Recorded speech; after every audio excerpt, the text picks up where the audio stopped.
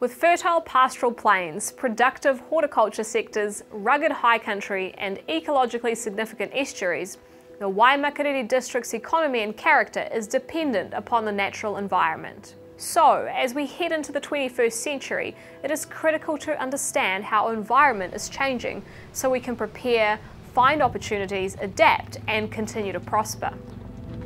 Climate change is already happening in the Waimakariri, and the district is about 1 degree warmer than 100 years ago.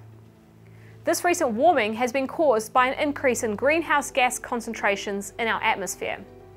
These extra gas molecules cause more of the sun's radiation and heat to be pushed back down to Earth rather than escaping into space.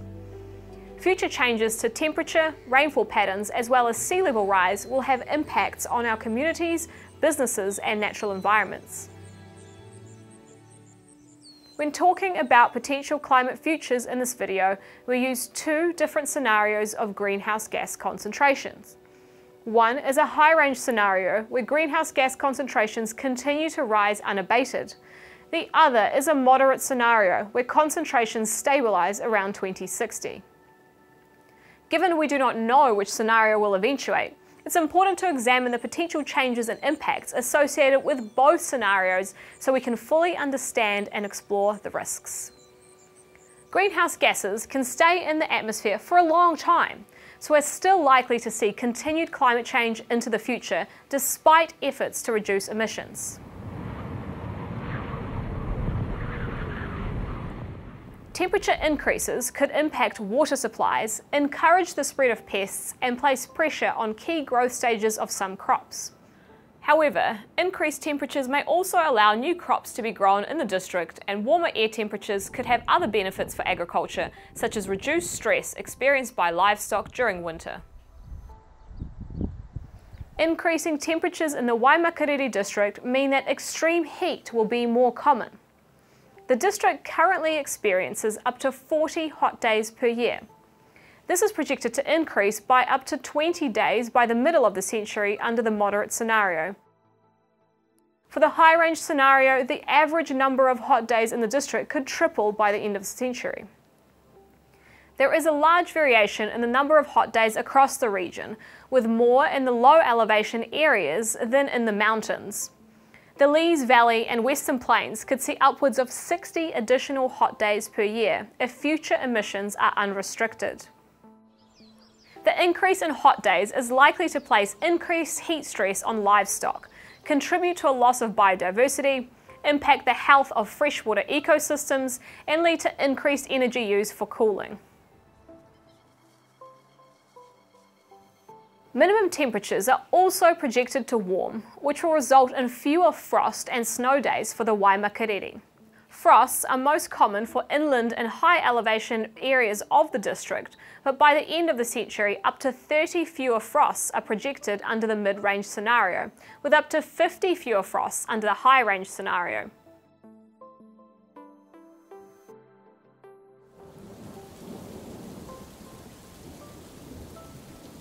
Projected changes to total annual rainfall are varied in the Waimakariri district, but are generally expected to increase.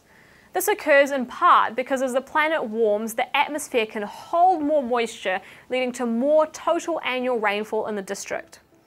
The eastern and southern plains will see the largest increases in rainfall, with about 8 to 12% more rain annually, while slight decreases are projected in the western high elevations.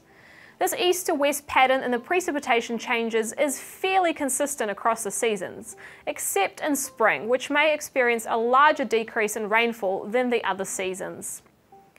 Residents of the district can also expect more frequent and severe extreme rainfall events and storms as the climate warms during the 21st century.